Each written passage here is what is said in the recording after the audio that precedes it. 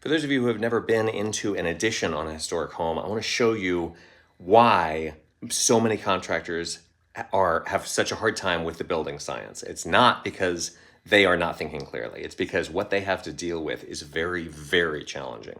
It's actually way more difficult to do this right than to do new construction right. Let me show you around. So we have old original building, chimney, meeting up with new building. And so we've got weird little corners that are tucked in. We have new windows next to old stuff.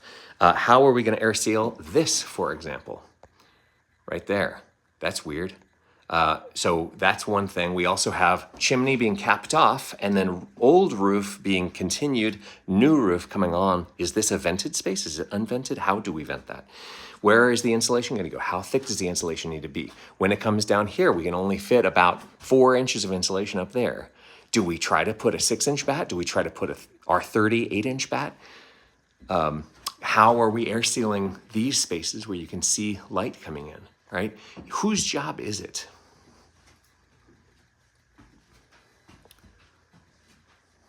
Old portion with the plaster, vented attic back up in there.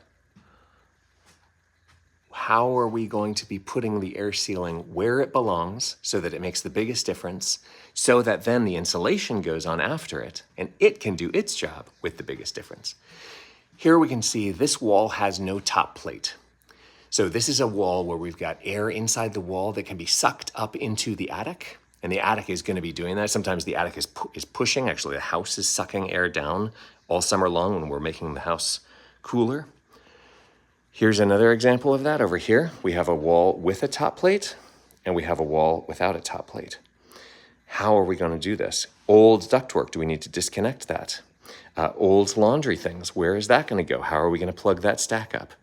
And if you have weird, funky smells in your house, are you sure that it's not some leftover plumbing that didn't get sealed up the right way? So overall, you could be a contractor who's doing a beautiful job doing the framing right, making this house strong, making everything line up perfectly symmetrically, following the architect's design, and also have to deal with this kind of a corner here, which is like, it gets difficult. So I'm here trying to plan out the HVAC for this space, and I'm having a difficult time. And I know the contractor who's doing this job, which is not, building science and high performance building is not his main thing, but he's trying to kind of take some pointers that the client is giving and that the architect is trying to push for. But honestly, you have to be here to figure out why this thing is so challenging. So please be patient with your contractors out there. Pull them along. Let's educate each other.